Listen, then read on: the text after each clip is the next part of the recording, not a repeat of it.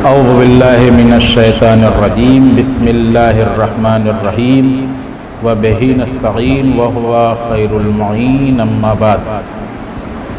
آج ماہ مبارک رمضان کی پہلی تاریخ ہے اور آج کے درس میں ہماری بحث روزے کے سلسلے میں ہے کہ روزہ کیا ہے، روزے کے آثار و برکتیں، اس مہینے میں روزے کی برکتیں کیا ہیں اور اس کے آثار کیا ہیں، اس کے سلسلے میں آپ کے سامنے گفتگو کرنا ہے۔ جیسے قرآن مجید کی آیت ہے، یا ایھا الذین آمنوا کتب علیکم الصیام کما کتب علی الذین من قبلکم لعلکم تتقون۔ اے ایمان والو، تم پر روزے اسی طرح فرض کیے گئے ہیں کہ جس طرح تم سے پہلے والوں پر فرض کیے گئے تاکہ تم متقی بن جاؤ۔ تقویٰ کا معنی خود کو گناہ سے بچانا ہے۔ انسان جب تک اپنے آپ کو خود کو گناہ سے نہیں بچائے گا اس میں تقویٰ نہیں آ سکتا ہے۔ زیادہ تر گناہوں کا سرچشمہ غیظ و غضب اور شہوت و جنسی لذات کا حصول ہے، اور روزہ ان دونوں خواہشات نفسانی کی تندی و تیزی کو روکتا ہے۔ اس لیے روزہ فساد کی کمی اور تقویٰ و پرہیزگاری کے اضافے کا سبب بنتا ہے۔ ظاہر اور باطن میں تقویٰ و پرہیزگاری اور خوف خدا روزے کا عظیم ترین اثر ہے۔ روزہ تنہا مخفی و پوشیدہ عبادت ہے۔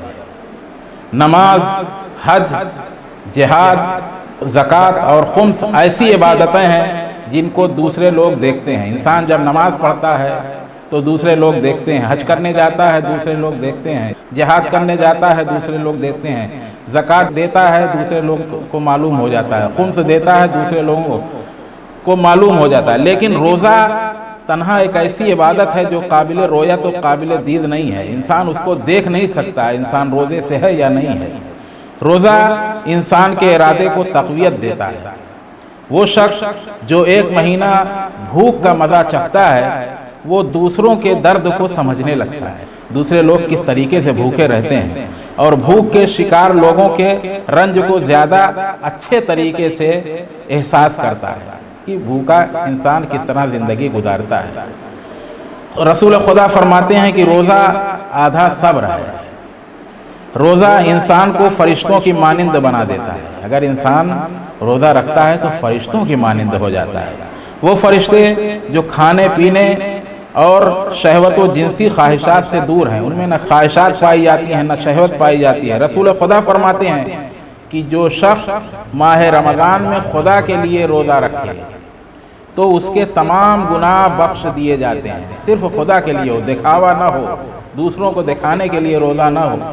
جیسا کہ حدیث قدسی میں بھی آیا ہے کہ خداوند عالم ارشاد فرماتا ہے، الصوم لی وانا اجزی بہی، روزہ میرے لیے ہے اور اس کی میں جزا تم کو دیتا ہوں۔ رسول خدا نے فرمایا کہ ہر چیز کے لیے زکوٰۃ ہے اور بدن کی زکوٰۃ روزہ ہے۔ ہر چیز کے لیے زکوٰۃ ہوتی ہے مگر بدن کے لیے زکوٰۃ روزہ ہے۔ افطار دینا، رسول خدا صلی اللہ علیہ وآلہ وسلم فرماتے ہیں کہ جو کوئی بھی اپنی حلال کمائی سے کسی روزے دار کو کھانا یا پانی پلاتا ہے تو ہر لمحے کے فرشتے اور جبریل شب قدر میں اس پر درود و سلام بھیجتے ہیں۔ افطار دینا ایک عبادت ہے، اس شرط کے ساتھ کہ خالصانہ اور قصد قربت کے ساتھ ہو۔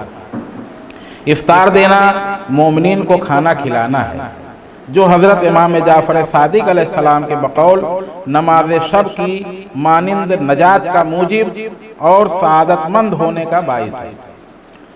افطار دینا ایک قسم کا مومنین کا اکرام اور ان کو خوشحال کرنا ہے۔ افطار دینا صلہ رحمی کا اور باعث اور کینہ و نفاق دور کرنے میں اہم عامل ہے۔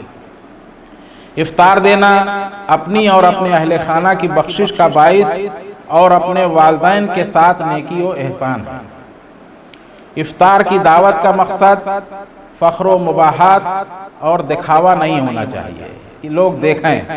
افطار کی دعوت میں فقط ثروت مند اور جاہ و مقام والوں کو نہیں بلانا چاہیے۔ افطار کی دعوت بیوی، اہل خانہ اور دوسرے افراد کو اذیت دینے اور زور و زبردستی کرنے کے ساتھ نہیں ہونی چاہیے۔ ایک روایت میں آیا ہے کہ جو کوئی کسی روزے دار کو افطار کرائے تو اس کا اجر و ثواب خود روزے دار شخص کے اجر و ثواب کے مانند ہے، یعنی گویا اس نے خود روزہ رکھا ہو اتنا اس کو اجر و ثواب ملے گا جو لوگوں کو افطار کرائے۔ روایات معصومین علیہم السلام روزے کی اہمیت میں فرماتے ہیں کہ بنى الاسلام علی خمس دعائم علی الصلاۃ والزکاۃ والصوم والحج والولایہ۔ اسلام کی بنیاد 5 چیزوں پر قائم ہے: نماز، زکوٰۃ، روزہ، حج اور ولایت۔ ولایت ایک ایسی چیز ہے کہ تمام چیزوں میں تو ہم کو چھوٹ ہے، مگر ولایت ایک ایسی چیز ہے کہ کسی حالت میں بھی ولایت سے ہم کو چھوٹ نہیں ہے۔ کیوں؟ انسان نماز پڑھتا ہے، نماز ایک مرتبہ انسان سے ساقط اس وقت ہو جاتی ہے کہ جب انسان نماز پڑھتا ہے، نماز قضا ہو گئی تو اس کی قضا ادا کر لے گا۔ روزہ اگر چھوٹ گیا تو انسان اس کی قضا کر لے گا۔ اگر استطاعت نہیں ہے تو انسان پر حج واجب نہیں ہے۔ زکوٰۃ کی استطاعت نہیں تو زکوٰۃ نہیں دینا ہے۔ مگر ولایت ایک ایسی چیز ہے کہ چاہے بچہ ہو، بوڑھا ہو، جوان ہو، سب پر ولایت اہل بیت واجب ہے۔ روزے داروں کی فضیلت حضرت امام جعفر صادق علیہ السلام فرماتے ہیں: نوم الصائم عبادۃ وسمتہ تسبیح وعملہ متقبل ودعاہ مستجاب عند الافطار دعوۃ لا ترد۔ یہ حضرت امام جعفر علیہ السلام بہار الانوار میں فرماتے ہیں کہ روزے دار کی نیند عبادت اور اس کی خاموشی تسبیح اور اس کا عمل قبول شدہ ہے، اس کی دعا مستجاب ہوگی اور افطار کے وقت اس کی دعا رد نہیں کی جائے گی۔ روزے کی حکمت حضرت فاطمہ زہرا سلام اللہ علیہا فرماتی ہیں کہ فرض اللہ والصیام تثبیتا للاخلاص، خداوند متعال نے روزے کو اس لیے واجب کیا ہے تاکہ لوگوں کے اخلاص کو محکم کرے۔ یہ شہزادی فاطمہ زہرا ارشاد فرماتی ہیں۔ روزہ بدن کی زکوٰۃ ہے۔ حضرت محمد مصطفیٰ صلی اللہ علیہ وآلہ وسلم نے فرمایا: لِكُلِّ شَيْءٍ زَكَاةٌ وَالزَّكَاةُ الْأَبْدَانِ الصِّيَامُ۔ ہر چیز کی زکوٰۃ ہے اور انسانوں کے بدن کی زکوٰۃ روزہ ہے۔ روزہ عبادت خالص۔ حضرت علی ابن ابی طالب علیہ السلام نے فرمایا: الصوم عبادت بین العبد وخالقہ لا یطلع علیہا غیرہ وکذالک یجاری عنہا غیرہ۔ روزہ خدا اور انسان کے درمیان ایک ایسی عبادت ہے جس سے خدا کے سوا کوئی آگاہ نہیں ہوتا، صرف خدا جانتا ہے، لہذا خدا کے علاوہ کوئی اور اس کا اجر ادا نہیں کر سکتا۔ شرح نہج البلاغہ، شرح ابن حدید، جلد 20 صفحہ 296۔ روزہ آتش جہنم کی ڈھال ہے۔ حضرت امام جعفر صادق علیہ السلام فرماتے ہیں: الا اخبرک بابواب الخیر الصوم جنۃ من النار۔ کیا میں تمہیں نیکی کے دروازوں کی خبر نہ دوں؟ اس کے بعد فرمایا روزہ آتش جہنم کی ڈھال ہے۔ روزہ محبوب پیغمبر اکرم نے فرمایا: اِنَّا مِنَ الدُّنْيَا أَحَبُّ ثَلَاثَةُ أَشْيَاءٍ الصَّوْمُ فِي الضَّيْفِ وَالضَّرْبُ بِالسَّيْفِ وَإِكْرَامُ الضَّيْفِ۔ میں دنیا میں سے 3 چیزوں سے محبت کرتا ہوں۔ سب سے پہلی چیز موسم گرما کا روزہ، گرمی کا روزہ۔ یہ پیغمبر اسلام فرماتے ہیں کہ مجھ کو گرمی کا روزہ سب سے زیادہ پسند ہے۔ دوسری چیز راہ خدا میں تلوار چلانا، یہ سب سے زیادہ پسند ہے رسول خدا کو۔ اور تیسری چیز مہمان کا احترام کرنا۔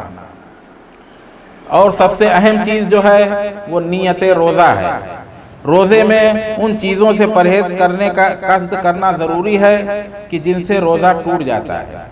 نیت میں اتنا ہی کافی ہے کہ شب میں یہ ارادہ کرے کہ کل قربتاً الی اللہ روزہ رکھوں گا، اور یہ بھی لازم ہے کہ روزہ محض حکم خدا کی تعمیل کے لیے ہو۔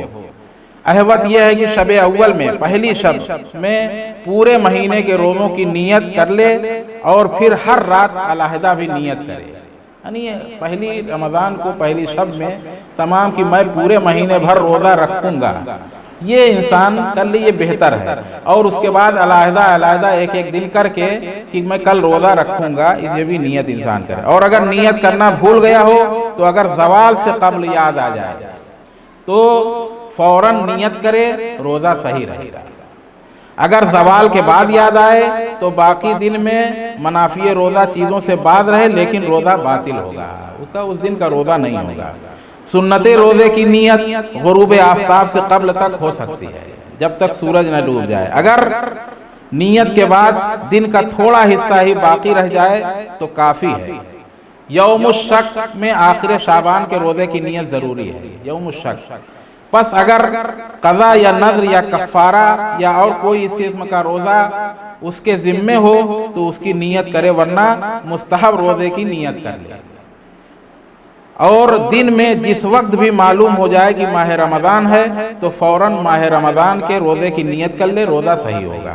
یوم الشک کے روزے کو ماہ مبارک رمضان کی نیت سے رکھنا حرام ہے، یعنی یوم الشک اگر ہے تو اس دن ماہ رمضان کی نیت سے روزہ نہیں رکھا جائے گا۔ آداب روزہ، حضرت امام جعفر صادق علیہ السلام فرماتے ہیں کہ روزے دار کو چاہیے کہ جب وہ روزے سے ہو تو اس کے تمام اعضاء و جوارح یعنی آنکھ، کان، منہ، ہاتھ، پاؤں وغیرہ سب روزے سے ہیں، محرمات بلکہ مکروہات سے بھی باز رہے، مکروہ کام بھی انجام نہ دے انسان، جھوٹ اور بد زبانی سے زبان رکی رہے، حرام پر نظر نہ کرے، گالی گلوچ، لڑائی جھگڑا سے پرہیز کرے، حسد و غیبت نہ کرے، جھوٹی اور سچی قسم نہ کھائے، چاہے جھوٹی ہو یا سچی کوئی قسم نہ کھائے، کسی پر بیجا جبر و ظلم نہ کرے، بحالت روزہ تسبیح و ذکر خدا میں مشغول رہے اور اپنے گناہوں سے نادم رہے اور استغفار کرتا رہے، دعاؤں، نماز، قرآن کی تلاوت میں انسان دن بھر مشغول رہے، کیونکہ ماہ رمضان میں اگر انسان سو جائے تو یہ بھی عبادت ہوتی ہے۔ اگر انسان ایک آیت کی تلاوت کرتا ہے تو اس کو 70 آیتوں کا ثواب ملتا ہے، پورے قرآن کا ثواب ملتا ہے۔ بہت اہمیت ہے ماہ رمضان کی۔ والسلام علیکم ورحمۃ اللہ وبرکاتہ۔